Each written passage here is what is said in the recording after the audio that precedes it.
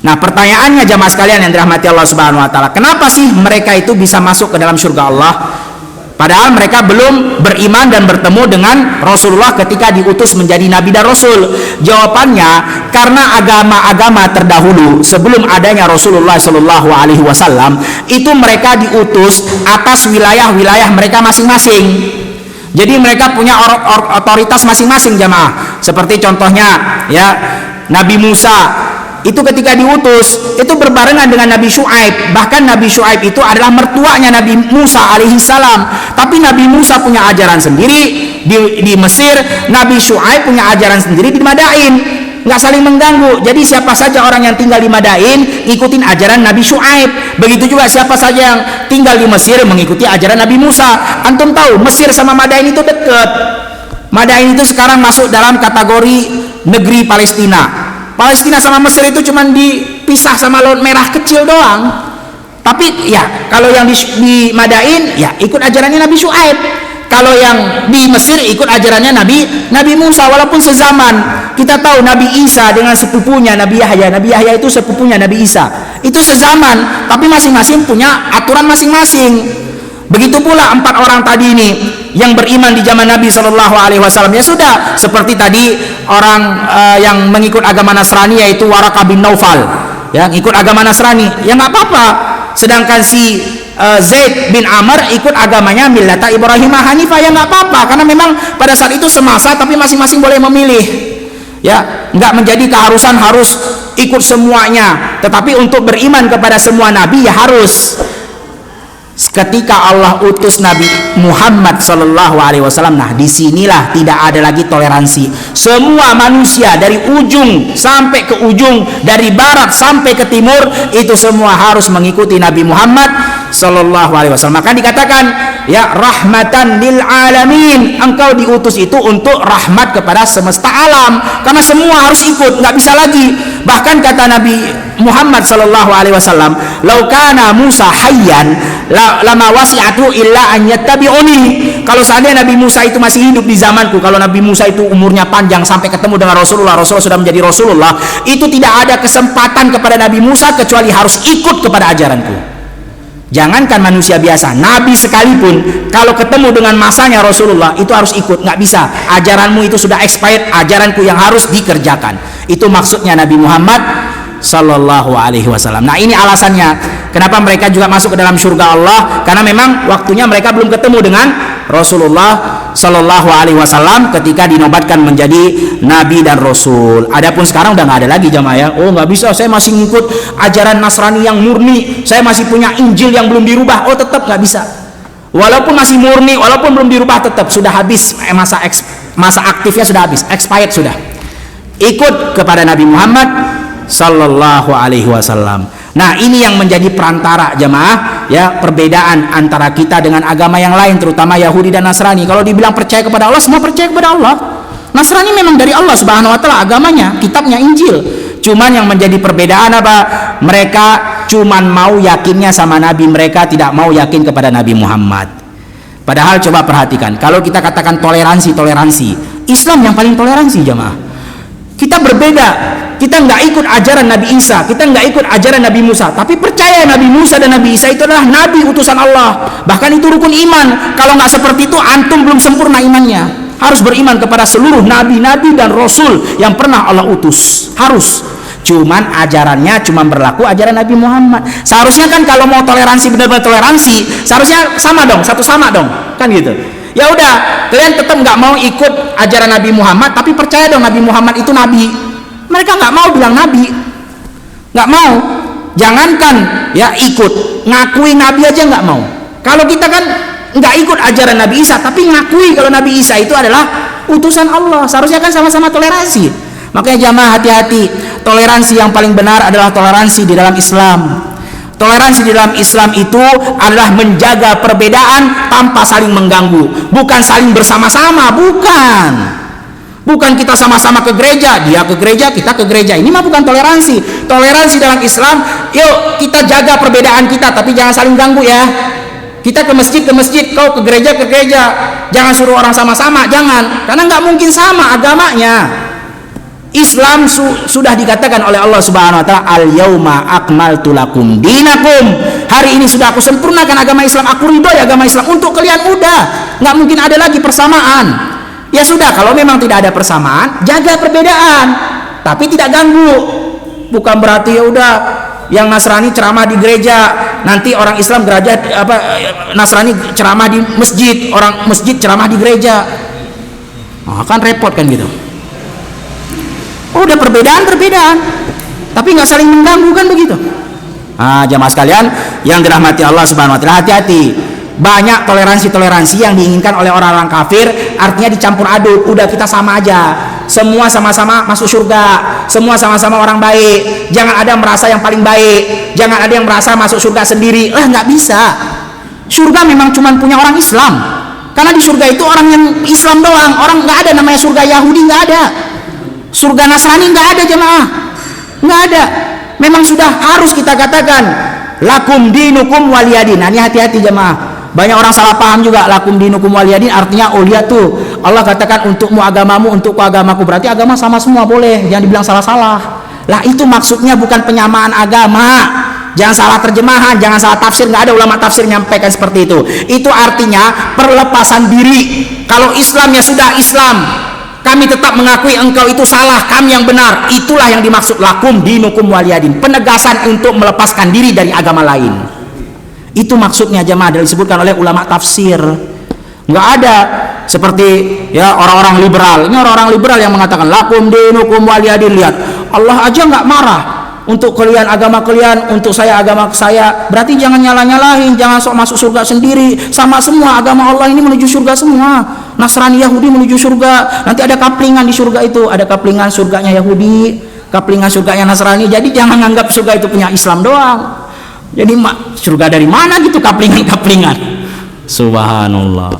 Nah, itu dia jamaah sekalian yang dirahmati Allah Subhanahu wa taala. Maka berdakwalah Rasulullah secara sembunyi-sembunyi. Masuklah istrinya yang pertama, Khadijah binti Khuwailid, masuk ke dalam Islam. Kemudian Khadijah juga memberikan hadiah kepada Rasulullah yang bernama Zaid bin Harithah. Jadi Zaid bin Harithah ini termasuk anak muda dari kalangan bekas sahaya yang masuk pertama kali dalam Islam. Kisahnya, Zaid bin Harithah ini dia sebenarnya bukan budak asli, ya. Jadi dia adalah dulu anak raja di kampungnya, tapi kampungnya itu diserang karena biasa dulu orang-orang Arab itu biasa saling menguasai satu sama lain, saling berperang, saling merampok. Karena dulu nggak seperti sekarang, keamanan sudah alhamdulillah sudah tersebar kemana-mana. Kalau dulu mah begitu ada orang jalan sendiri atau berdua dan mampu dikalahkan, itu kalau ada orang lihat langsung diambil, dirampok, dibegal, diambil hartanya, diikat kaki tangannya, dijual ke pasar jadi budak. Itu dulu seperti itu budak, ya. Ini termasuk salah satunya Zaid bin Harithah. Kalah perang, habis itu diikat kaki tangannya, dijual jauh di tempat. Dulu gitu, ya macam ayam macam bebek lah, diikat kaki jual ke pasar, dibeli sama orang, dibeli dibawa, udah kemana nggak tahu, terserah, yang penting udah bayar. Itu dulu begitu cara perbudakannya dulu. Ya, dan sekarang alhamdulillah udah nggak ada. Semenjak selesai perangnya abad kedua sudah tidak diperbolehkan lagi, dan alhamdulillah keamanan semua sudah tersebar. Kalau dulu nggak ada, orang asal lewat, kalau dilihat bisa dikuasai langsung dirampok, diambil semuanya, di hartanya diambilin, kaki tangannya diikat, kemudian dijual entah kemana, siapa aja yang mau beli, habis itu bawa, terserah mau diapain. Itu dulu orang seperti hewan, ya. Nah, Zaid bin Harithah dia diperbudak karena cara seperti tadi, kalah perang. Kemudian dibeli oleh Khadijah Ummul Mukminin dan diberikan hadiah kepada Rasulullah Shallallahu Alaihi Wasallam untuk melayani Rasulullah, dan Rasulullah bebaskan Zaid bin Harithah, dibebasin, udah engkau bebas. Nah, di situ Zaid bin Harithah kemudian memeluk agama Islam. Nah, ketika dia sudah memeluk agama Islam, datanglah ayahnya tadi, Harithah, yang termasuk salah satu raja di tempat kampung halamannya. Datang dan dia tahu itu anak dia. Kemudian dia tawarkan kepada Zaid bin Harithah, wahai Zaid, setelah ngobrol ke Rasulullah, engkau diberitawarkan oleh Rasulullah mau ikut bersamaku bebas merdeka menjadi anak raja, atau ikut kepada Rasulullah tetap menjadi mantan budaknya Rasulullah. Kata Zaid bin Harithah, saya tetap memilih Rasulullah Sallallahu Alaihi Wasallam. Ini ingat ya, ini bukan durhaka kepada orang tua, bukan. Jangan salah paham. Karena di sini ayahnya menawarkan pilihan. Kalau namanya menawarkan pilihan berarti bukan membangkang, bukan durhaka. Ya namanya pilihan ya boleh aja, terserah. Kan bapaknya bilang mau ikut sama saya, ikut Nabi Muhammad. Ya kata Zaid bin Harithah setelah melihat bagaimana perilaku Rasulullah, bagaimana baiknya, pilih Rasulullah. Siapapun pasti akan pilih Rasulullah. Bukan berarti dia murka ataupun durhaka dengan orang tuanya, bukan ya, jangan salah paham.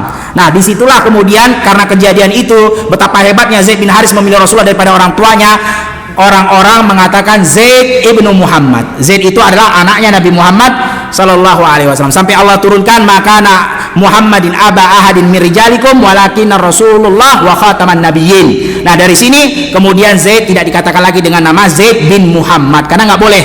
Nabi Muhammad itu bukanlah ayah salah satu dari kalian, tetapi dia adalah Rasulullah dan penutup para nabi. Nggak boleh kita menisbatkan diri kepada selain orang tua kandung kita, nggak boleh jamaah sekalian yang dirahmati Allah Subhanahu wa taala. Begitu juga kalau sampai kita membuat orang salah paham, keliru dengan menjadikan nama setelah kita itu seperti nama orang tua, itu pun tidak diperbolehkan kata para ulama.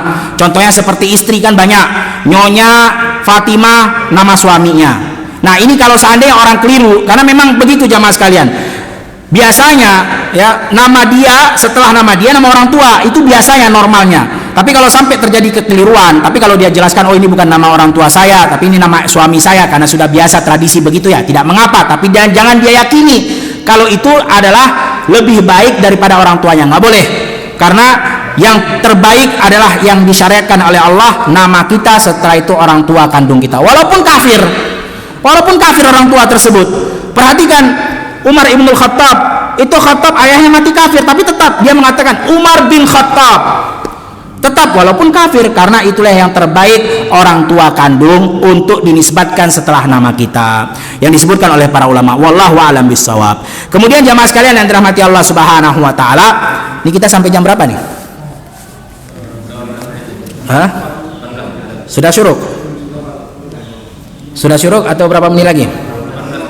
18 menit lagi. Nah, barakallahu fikum. Kemudian Zaid bin Harisah tadi masuk ke dalam Islam. Setelah itu menyusul lagi anak muda setelahnya adalah Ali ibn Abi Thalib.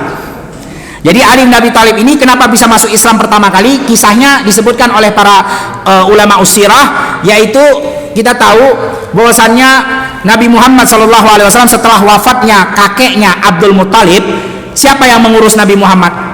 Pamannya Abu Talib, sampai usia 21 tahun bersama Abu Talib. Kemudian baru di situ Rasulullah ya mencoba untuk berdagang walaupun tetap masih tinggal dengan pamannya Abu Talib, tapi sudah tidak lagi membebani Abu Talib karena sudah berdagang ya. Dan salah satu alasan kenapa Rasulullah SAW menjadi pengembala kambing, selain daripada itu untuk mengajarkan akan kepemimpinan Rasulullah SAW, selain itu untuk membantu Abu Talib, karena Abu Talib memang pada saat itu dalam kondisi ekonomi yang sangat ya minimal, sangat sedikit. Ekonominya tidak kuat, tidak seperti paman-paman Rasulullah yang lain seperti Hamzah ya, seperti Abu Lahab, kan begitu. Abu Lahab itu paman Nabi Shallallahu alaihi wasallam. Nah, dan Abu Talib punya anak banyak, udahlah ekonominya lemah, banyak anaknya. Anaknya itu Masya Allah, banyak sekali. Nah, akhirnya keluarga Nabi Muhammad termasuk saudara-saudara kandungnya Abu Talib ya merasa ibah, merasa kasihan dengan Abu Talib. Udah, ayolah kita bantu Abu Talib dengan cara apa? Anaknya kan banyak. Ya udah, masing-masing di antara kita ambil satu orang satu anaknya untuk kita asuh dan kita besarkan, biar agak ringan. Maka disampaikanlah kepada Abu Talib itu. Maka Abu Talib pun menerima tawaran tadi, kecuali satu anak yang nomor pertama namanya Aqil. Aqil itu nggak boleh kalian ambil, harus sama saya. Yang lain silahkan kalian pilih. Anak 2, 3, 4 silahkan pilih. Siapa aja mau ambil silahkan. Satu orang satu, dua orang dua, terserah. Nah, akhirnya Nabi Muhammad memilih Ali bin Abi Thalib untuk diambil ke rumahnya Rasulullah. Karena Rasulullah sudah menikah, tinggal di rumah sendiri. Diambil, ya sudah kalau begitu pamanku Abu Thalib, saya pilih yang ini ya. Si Ali ini saya pilih, saya bawa ke rumah saya. Udah, biar ringan, paman biar ekonominya nggak terlalu berat kan gitu, untuk mengurusi dan membesarkan anak-anak yang begitu banyak ini. Nah, disitulah kisah kenapa Ali ibnu Abi Thalib termasuk anak muda yang paling pertama masuk Islam ke dalam ajakan Nabi Muhammad Sallallahu Alaihi Wasallam, karena tinggal dengan Rasulullah. Ali bin Abi Thalib. Kemudian jamaah sekalian yang dirahmati Allah Subhanahu wa taala, setelah itu Rasulullah setelah mengajak keluarganya tadi, Khadijah, kemudian pelayannya yang bernama Zaid bin Harisah, kemudian anak pamannya, anak muda namanya Ali bin Abi Thalib. Nah, mulailah Rasulullah mengajak kepada sahabat-sahabatnya. Ini di luar keluarganya nih. Siapa yang pertama kali? Abu Bakar As-Siddiq. Abu Bakar As-Siddiq ini nama gelarnya, bukan nama asli dia. Nama aslinya adalah Abdullah bin Abi Quhafah. Kenapa disebutkan nama Abu Bakar? Nanti kita akan sampaikan di pertemuan yang akan datang, sekaligus tentang bagaimana Islamnya Hamzah ibnu Abdul Muttalib. Kemudian setelah itu bagaimana Rasulullah Shallallahu Alaihi Wasallam memerintahkan para sahabatnya untuk hijrah ke Madinah sebelum Rasulullah ke Madinah. Itu akan kita sampaikan di sub pembahasan yang akan datang. Wallahu a'lam bishawab. Nah, masuklah Islam Abu Bakar As-Siddiq. Abu Bakar As-Siddiq ini teman karibnya Rasulullah Shallallahu Alaihi Wasallam. Sama-sama sifatnya sama seperti Rasulullah. Nggak suka kepada kemungkaran, nggak suka kepada kesyirikan. Jadi sudah dikenal, dari kecil sudah dijaga oleh Allah Subhanahu wa taala. Karena teman karibnya Rasulullah adalah Abu Bakar As-Siddiq. Ad-dinu ma'al mar'i khalilih. Makanya kata Rasulullah, hati-hati jamaah, agama seseorang itu tergantung kepada sahabat dan temannya. Kalau kita mau istiqomah, mau gampang ke masjid, mau gampang selalu taat kepada Allah, salah satu caranya selain berdoa kepada Allah, cari teman yang juga mengarah kepada yang sama. Antum kalau cari teman ngarahnya ke pasar, pengen ke masjid, ya nggak nyampe-nyampe masjid lah. Ini teman ngarahnya ke pasar, antum ikut dia, ya ke pasar terus, nggak bakal ke masjid, sholat jamaah nggak bakal. Ini jamaah kerjanya ngomongin dunia terus, nggak bakal antum ke akhirat, nggak bakal antum dengar nama surga, karena dia ceritanya dunia terus, income berapa persentasenya, ini terus yang dia omongin. Nah, kalau antum pengen gampang istiqomah, gampang untuk selalu taat, gampang untuk selalu bisa berjamaah ke masjid, carilah arah yang sama, teman. Cari, jangan cari yang lain. Ad-dinu ma'al mar'i khalilih. Coba lihat Abu Bakar As-Siddiq, saking karibnya dengan Rasulullah. Begitu Rasulullah baru mengatakan saya adalah utusan Allah, belum panjang lebar disampaikan, langsung kata Abu Bakar, diam, saya beriman engkau Rasulullah. Kalau orang kan, makanya perhatikan kata Rasulullah SAW, tidak ada yang saya ajak selain keluarganya, orang luar maksudnya, seperti Abu Bakar ini kan sahabatnya, tidak ada yang saya ajak orang luar selain keluarga saya, pasti akan bertanya kenapa kok bisa begitu, benar apa enggak, kecuali Abu Bakar, kata Rasulullah. Abu Bakar baru dengar, saya Rasulullah, cukup, saya yakin kau Rasulullah. Ini kenapa? Karena teman karib, bareng-bareng, tujuannya bareng. Nggak pernah mereka meminum khamar, nggak pernah mencoba-coba untuk nyembah berhala dari kecil seperti Nabi Muhammad Sallallahu Alaihi Wasallam. Dan Abu Bakar ini orang yang cerdas, dan kita harus belajar dari Abu Bakar. Perhatikan jemaah, harus kita seperti kecerdasannya Abu Bakar As-Siddiq. Setelah Abu Bakar dengan gampangnya cuman dengar saya Rasulullah, selesai, gak usah panjang lebar. Hei Muhammad, gak usah panjang lebar, saya udah tahu kau itu Rasulullah, udah saya beriman. Setelah itu perhatikan Abu Bakar As-Siddiq, setelah itu dia juga cerdas. Tanpa diperintahkan oleh Rasulullah Sallallahu Alaihi Wasallam, langsung dia pergi ke tetangga sebelahnya yang bernama Zubair bin Awam. Nggak disuruh sama Rasulullah, bantu share ya, nggak. Kalau kita kan gitu, udah kita kasih video bagus, bantu share ya, nggak di share juga. Abu Bakar nggak perlu disuruh bantu share, dia langsung inisiatif sendiri. Lah ini memang harus disebarkan agama benar, dan Nabi Muhammad nggak pernah bohong. Langsung ke tetangga dia, Zubair bin Awam. Antum tahu Zubair bin Awam bukan orang biasa loh. Setelah dia masuk Islam, di dalam setiap peperangan dengan Nabi Muhammad Sallallahu Alaihi Wasallam, ini salah satu yang paling ditakuti sama musuh kalau ada Zubair bin Awam, selain daripada Umar bin Khattab. Kenapa? Karena kebiasaan dia cuma satu, nggak pernah orang lakukan. Pertama, dia bawa 2 tombak di pundaknya. Kemudian namanya orang berperang kan ada ancang-ancang dulu, siap siaga kan begitu. Di sini barisan musuh, di sini barisan kaum muslimin. Ada jarak di antara mereka berdua. Nah, sebelum terjadinya peperangan, itu Zubair bin Awam sengaja maju ke tengah-tengah. Biar apa? Biar saya duluan sampai ke musuh. Itu kerjaan dia. Jadi orang pada di sini kan ada jarak tuh di tengah ini. Dia sengaja maju ke tengah.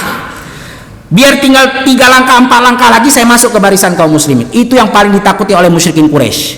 Memang nggak ada tanding, langsung masuk porak-porandakan musuh udah. Ya, dengan kepintaran dan kelihayan dia berperang, bukan berarti bom bunuh diri, jangan salah ya. Ini nggak ada bom bunuh diri ini. Ini mati konyol, nggak ada. Para sahabat maju ke depan pasukan kaum musyrikin itu dengan keadaan pintar untuk membela diri dan membunuh musuh. Mereka semua jago bela diri jemaah. Kalau bom bunuh diri mana jagoan, itu bukan jagoan, ngeledakin mati konyol namanya. Tapi kalau dia berani dengan senjata yang lengkap, dengan perlindungan yang maksimal, dia maju sendiri dengan strategi yang hebat, bukan main bom bunuh diri. Nah itu baru betul. Nah ini Zubair bin Awam maju. Nah bayangkan jamaah, Abu Bakar ngajak Zubair bin Awam untuk masuk Islam. Masuk Islam, semua perbuatan dia dari semenjak masuk Islam sampai akhir hayatnya Zubair bin Awam, semua juga dapat pahalanya Abu Bakar As-Siddiq. Kenapa? Karena dia yang ngajak masuk Islam pertama kali. Man sanna sunnatan hasanah, siapa yang menunjukkan kepada kebaikan pertama kali, falahu ajrun wa ajru ma amila bihi, kata Rasulullah, untuk dia pahala ngajak orang dan pahala orang yang diajak kalau terus melakukan apa yang dikerjakan dari ajakan orang pertama juga dapat kebaikannya terus. Bayangkan Zubair bin Awam, wah kebaikannya bukan sembarangan, tadi kita udah sampaikan. Ya, kalau perang itu paling di depan, itu ngalir juga pahalanya ke Abu Bakar. Jadinya kita pun harus cerdas seperti Abu Bakar As-Siddiq. Cari sedekah yang terus mengalir untuk kita walaupun di alam kubur nanti. Betul, sedekah itu bagus, ngajak orang bagus, betul. Tapi kalau bisa yang menimbulkan nilai jariah. Ustaz, saya nggak mampu, nggak bisa ceramah, saya nggak bisa pidato, gimana caranya saya nyebarin ilmu? Karena ilmu juga termasuk peluang untuk amal jariah, jamaah. Kalau kita ajarkan satu kepada seseorang dan orang itu mengerjakan amalan itu terus, itu ngalir juga kepada kita. Makanya jangan remehkan anak itu, simpanan kita jemaah, investasi kita itu anak. Jangan diremehkan, jangan sibuk aja sekolahkan dia ke dunia. Harus mikir juga, saya harus dapat apa dari dia, dari jariah amal ibadahnya. Ajarkan juga dia bagaimana sholat, ajarkan juga bagaimana membaca Al-Quran, biar ngalir sama antum nanti walaupun di dalam kubur. Nah ini kalau yang disibukkan matematika, les privat, kimia, fisika, lah antum dapat apa? Habis duit antum, cuman itu aja ilmunya, nggak jadi amal jariah itu fisika sama kimia. Tapi kalau antum juga, ya dia belajar dunia, tapi saya juga harus dapat investasi di akhirat, saya ajarkan juga agama, baru antum dapat. Ustadz, saya nggak bisa ngajarin agama, nggak bisa ceramah juga, gimana caranya? Alhamdulillah, sekarang kita ada media. Tadi udah kita bilang, nggak usah diminta share aja, antum juga ikut dapat andil dalam pahala itu. Kan modalnya cuma satu jari kalau nge-share kan? Satu jari doang, tinggal tekan. Masa satu jari pun nggak punya? Kalau wah nggak bisa juga, wah repot dah ini. Ya, salam satu jari, masya Allah. Nah itu jamaah sekalian, ya harus kita cerdas seperti Abu Bakar. Coba perhatikan, Abu Bakar, Zubair bin Awam, kemudian juga Abdurrahman bin Auf, bahkan disebutkan seluruh mubasysyirina bil jannah, hampir semua yang dijamin masuk surga itu masuk Islamnya dari tangannya Abu Bakar. Abdurrahman bin Auf, Utsman bin Affan, Zubair bin Awam, Sa'ad bin Abi Waqqas, itu kan semua mubasysyirina bil jannah, 10 orang yang salah satunya dijamin masuk surga. Itu semua hampir rata-rata dari tangannya Abu Bakar. Berarti Abu Bakar ngalir pahalanya ke dia. Selain daripada amal perbuatan dia, amal perbuatan orang juga ngalir sama dia. Karena orang itu melakukan amal perbuatan Islam yang ngajak pertama kali Abu Bakar. Makanya jangan heran ketika kata Rasulullah SAW, "Lau rajahat imana Abu Bakar fi kifah." Kalau ditimbang imannya Abu Bakar di satu timbangan, kemudian di sebelahnya imanan manusia semua selain para nabi dan rasul. Semua manusia dari awal penciptaan sampai akhir selain nabi dan rasul, iman mereka ditimbang di satu timbangan. Di sebelahnya ada iman Abu Bakar seorang diri. Itu kata Rasulullah, "La rajahat imana Abu Bakar." Akan lebih berat imannya Abu Bakar walaupun cuma seorang diri. Karena tadi ya, dia cuma ngajak orang masuk Islam, tinggal terima sampai mati amalan orang itu tanpa dikurangi oleh Allah kedua-duanya pahalanya. Bukan berarti Utsman bin Affan beramal habis itu dibagi dua dengan Abu Bakar, jadi kurang dong Utsman bin Affan. Enggak begitu Allah Subhanahu wa taala. Allah itu nggak seperti manusia. Kalau manusia kan kalau ngasih bonus ke orang pasti ada sesuatu yang dipotong sama dia kan gitu. Ya, apa namanya, subsidi silang. Enggak begitu Rasulullah, Allah Subhanahu wa taala nggak seperti manusia. Kalau memberikan, diberikan dua-duanya tanpa ada yang kurang satupun. Nah begitu jamaah. Jadi kita harus berpikir cerdas. Bagaimana caranya kita bisa aman nanti di akhirat, tinggal mengalir dan mengalir. Kalau nggak mampu tanah, nggak mampu bangunan, memang nggak semua orang mampu jamaah. Tadi kita sudah bilang, sebarkanlah kebaikan melalui media dan lain-lainnya. Kalau kita nggak bisa ceramah lewat media, nggak bisa lewat media, lewat buku pembagian buku gratis, berikhtiar aja. Alhamdulillah kalau mereka mau ikut, alhamdulillah ya. Kalau mereka nggak mau ikut juga nggak masalah, jangan dipikirkan. Karena memang kata Allah Subhanahu wa taala, "Ma 'alaika illal balagh." Tidak ada atasmu kecuali sampaikan aja. Nggak usah pikirin, saya mau udah capek sampai berbuih mulut nggak ada yang ikut. Ya udah biarin aja. Kalau orang nggak ikut, antum sudah dapat pahala. Kalau ada orang yang ikut, alhamdulillah. Tapi ketahuilah, nggak mungkin setiap kita melempar jaring sekali, 2 kali, sampai 1000 kali, masa nggak ada seekor ikan kecil pun yang nyangkut? Itu kan nggak mungkin. Setiap usaha manusia itu tidak akan mungkin sia-sia. Pasti akan ada ikan yang nyangkut, pasti akan ada orang yang mendapatkan hidayah, pasti ada orang yang akan mengerjakan apa yang antum ajak. Ngalir pahalanya walaupun cuma 1 orang. Ngalir pahalanya, apalagi lebih daripada 1 orang, subhanallah. Ya, jadi jamaah sekalian yang dirahmati Allah Subhanahu wa taala, mungkin itu yang bisa kita sampaikan pada pertemuan kali ini karena sudah waktunya syuruk. Insyaallah pada pertemuan yang akan datang kita akan masuk ke dalam sub pembahasan bagaimana Rasulullah Shallallahu alaihi wasallam berdakwah secara terang-terangan setelah 3 tahun berdakwah secara sembunyi-sembunyi. Kemudian kalau ada kesempatan dan waktu kita masuk juga dalam pembahasan bagaimana caranya Hamzah ibnu Abdul Muttalib masuk ke dalam Islam. Kemudian juga bagaimana Rasulullah Shallallahu alaihi wasallam memerintahkan para sahabatnya untuk hijrah dari kota Mekah Al-Mukarramah. Wallahu a'lam bishawab. Mungkin itu yang bisa kita sampaikan pada pertemuan kali ini, atau sebelum kita tutup majelis mungkin ada yang ingin ditanyakan, maka kami persilahkan. Masykuran tafadhal, barakallahu fiik. Waalaikumsalam warahmatullahi wabarakatuh.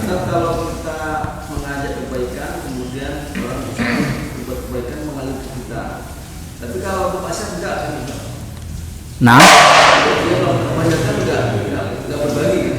melakukan keburukan. Taib, barakallahu fikum. Pertanyaan yang bagus sekali. Ahsantum, jazakumullahu khairan. Jamaah sekalian yang dirahmati Allah Subhanahu wa taala, hadisnya tadi panjang kita katakan, man sanna sunnatan hasanatan falahu ajru wa ajru mislu ma amilih. Siapa yang melakukan, menunjukkan perbuatan baik, untuk dia pahala menunjukkan orang dan pahala orang yang mengerjain apa yang dia tunjukkan, kebaikan. Kemudian disambung sama Rasulullah Shallallahu alaihi wasallam, man dalla ala sayyi'atin falahu ismiha wa ismi ma amila biha. Untuk dia dosanya dan dosa orang yang mengerjakannya. Kalau dia nunjukkan kepada keburukan, ngalir kalau itu yang antum tunjukkan. Antum yang ngajarkan kepada anak antum bagaimana caranya mencuri, bagaimana caranya berbohong, bagaimana caranya ya untuk melukai orang lain. Antum ajarin gimana caranya berbuat kasar, berkata kasar. Antum yang ngajarin pertama ke anak antum, yang ngalir terus itu nanti. Tapi kalau antum nggak ngajarin, dia dapat dari orang lain dan antum sudah menasehati, sudah berusaha untuk memperbaiki, tapi tetap begitu aja anaknya, antum sudah barok, sudah berlepas diri.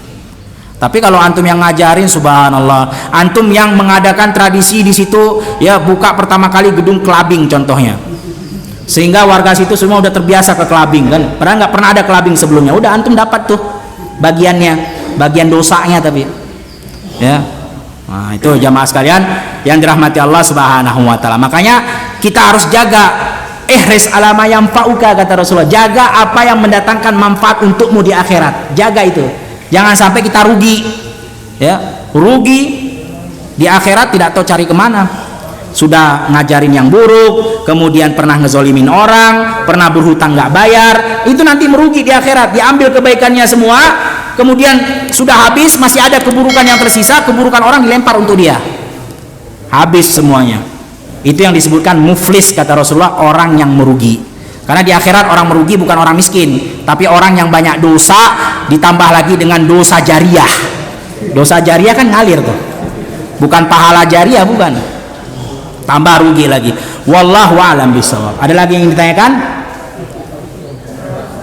Tafadhal, barakallahu fiik. Waalaikumsalam warahmatullahi wabarakatuh.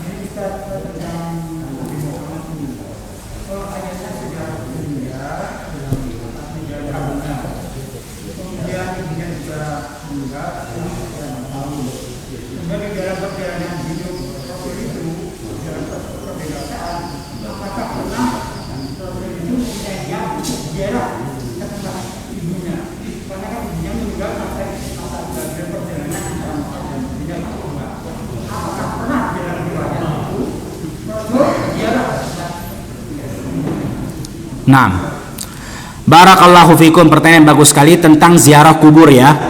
Taib. Jamaah sekalian yang dirahmati Allah Subhanahu wa taala, jelas hadisnya sahih dari Nabi sallallahu alaihi wasallam. Kata Rasulullah, "Kuntu nahaitukum an ziyaratil kubur fazuruha." Dulu memang sempat, kata Rasulullah, aku melarang kalian untuk ziarah kubur, tapi sekarang, kata Rasulullah, aku perintahkan kalian untuk ziaratul kubur. Apa maksud dan tujuannya? Dijelaskan sama Rasulullah dalam hadis yang sama, karena hadisnya panjang. Kata Rasulullah sallallahu alaihi wasallam, fa innaha tudzakirukumul maut, karena itu membuat kalian mengingat mati. Karena kan orang dalam kubur udah mati, kalian juga bakal mati seperti di dalam kubur itu. Jadi kalau kita ziarah kubur, kita ingat mati sehingga kita nggak lalai. Karena memang jamaah sekalian dirahmati Allah Subhanahu wa taala, kalau kita nggak pintar-pintar untuk mengatur waktu dan teman kita tadi, salah satunya teman untuk bisa kita istiqomah, waktu kita kalau selalu untuk dunia, kita bisa lalai akan akhirat. Karena dunia ini hulwatun khadirah, kata Rasulullah. Dunia ini hijau dan manis rasanya. Buat orang lalai, kalau orang sudah kena yang warnanya hijau-hijau, kan enak, nyaman, kena rasa manis-manis, enak, dia nggak mau lagi pergi dia dari situ karena udah manis. Nah, banyak ziarah kubur, ingat lagi akhirat, nggak bikin lalai lagi. Nah, itu tujuan dan maksudnya. Adapun Rasulullah Shallallahu Alaihi Wasallam sempat menziaratil kubur, ya, ibu Nabi Muhammad Shallallahu Alaihi Wasallam. Tetapi Rasulullah Shallallahu Alaihi Wasallam dalam hadis yang sahih dikatakan, diizinkan untuk ziarah tapi tidak diizinkan untuk mendoakannya. Nah, di sini wallahu a'lam bisawab. Ada sebagian ulama yang mengatakan, menunjukkan bahwasannya ibunya Nabi Muhammad pada saat itu belum menjumpai Rasulullah Shallallahu Alaihi Wasallam sebagai Nabi dan Rasul, dan dia sempat tercampur aduk dengan ajaran Amr bin Luhai. Jadi hidayah biadillah, semua hidayah di tangan Allah Subhanahu wa taala. Kita ingin hidayah itu dapat untuk semua orang, tapi Allah yang berkehendak. Faman syaa'a falyu'min, faman syaa'a falyakfur. Makanya kata Allah Subhanahu wa taala, siapa yang berkehendak beriman, berimanlah. Siapa yang berkehendak kafir, maka kafir. Allah Subhanahu wa taala ala kulli syai'in qadir wa yaf'alu ma yurid. Allah atas segala sesuatu mampu dan melakukan apa yang Dia inginkan. Wallahu a'lam bishawab. Ada lagi yang ditanyakan? Tidak ada? Kalau tidak ada, kita cukupkan sampai di sini dengan membaca doa kafaratul majlis. Subhanakallahumma wa bihamdika asyhadu an la ilaha illa anta astaghfiruka wa atubu ilaik. Assalamualaikum warahmatullahi wabarakatuh.